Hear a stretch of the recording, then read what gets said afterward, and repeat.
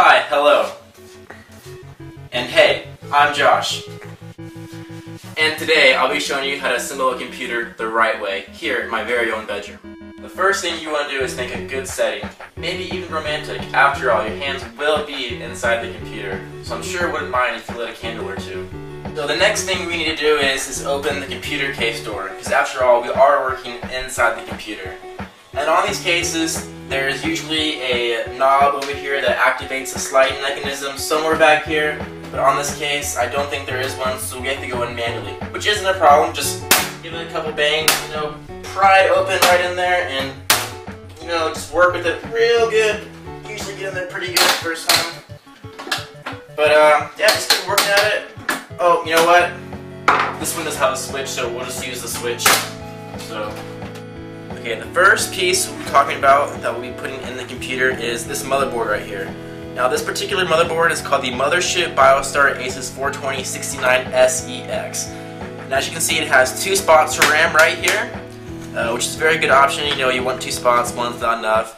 This is where your CPU goes, right here. And this is where any other attachments go, like a video card or anything else like that. And this is where you plug in your mouse and all that stuff right there. So, alright, let's put it in. Okay, so now we are going to be installing the motherboard right here. Alright, so usually we just put these bad boys right in the bottom of the case. Let's see. Stick it. Just jam it in there. Make sure it gets fit in the bottom somewhere. And let me work with it real quick. Alright, looks like mine's in pretty good, but in order to keep it in place, let me just jam it down a couple times.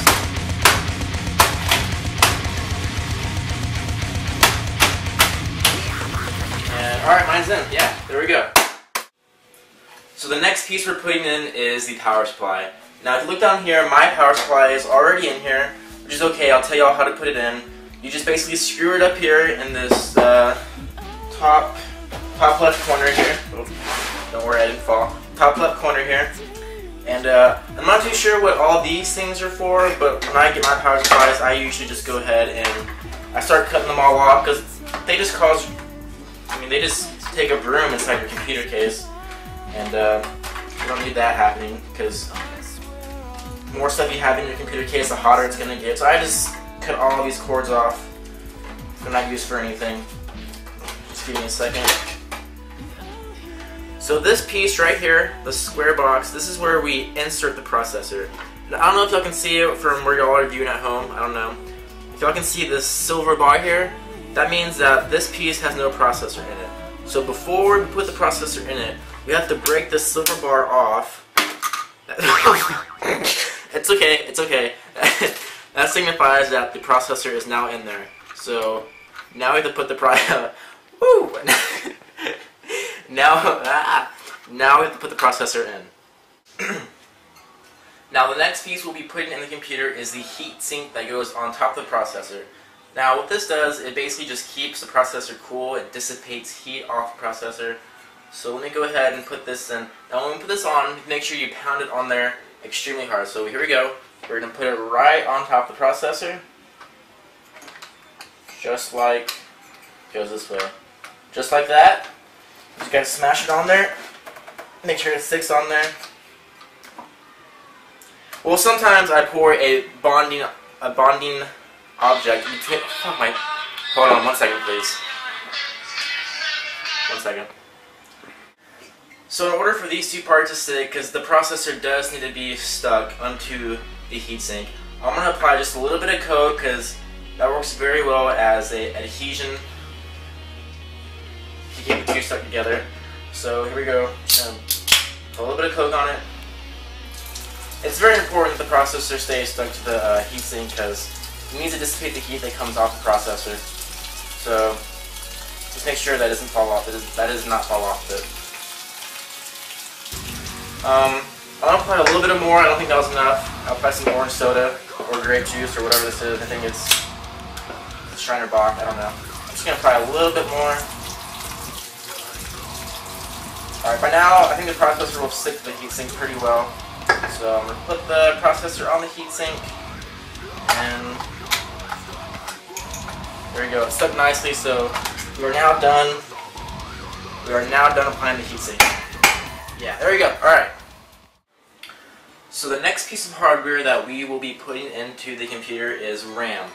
Now RAM stands for really awesome memory. So this piece of RAM is actually a 1 terabyte gig of RAM, which is a lot, I guess. I mean, that's pretty cool. Be careful with the RAM, it's not flexible, so don't try to test its durability or anything, because it's not flexible at all. I just broke this one. That's okay, because I have more. I thought they were a little more flexible than that, but I guess not. That's okay, I have one more. That's okay, I broke that one. I have one more piece of RAM. We really need to make sure we can't break these, because these pieces aren't cheap at all. These are really expensive pieces, so... Oh shit. So, ooh, that was a close one. It's okay. Let me go ahead and show you how to put this in the computer. Okay, so here we are installing the RAM. This is a DDR5 bajillion piece of RAM stick. It is a 1 terabyte gig, and you have to put it in between these two slots right here. So you just stick it right in here, just like that. Oh, I had it on backwards, that's okay. Stuff like that happens all the time. Oh, I did have it the right way. Anyways. And just push down real nice. I like to reinforce everything with a hammer because I just like to make sure everything is real nice and tight. So there we go. That looks real good. Okay, so that's all I have time for. There are a couple things I did not go over, like the hard drive, the video card, and the CD-ROM. In this computer, I actually have a 10 megabyte hard drive, which is really good for storing letters, you know, maybe commas, stuff like that. See, also, video card. The video card of this computer is a ATI NVIDIA GeForce Radeon -80, which is an awesome video card. It can play Snake, Old Day Pong. Good video card. Has a basic CD-ROM. You know, it's the well, it's a DVD-ROM. It's a DVD, CDR, CDRW, DVRW, DVD minus DVD minus CDRW minus LightScribe times 10. It's a pretty cool CD-ROM slash DVD thing. But anyways, guys, thanks for tuning in. Stay tuned. I'll have another how-to. So see you guys later.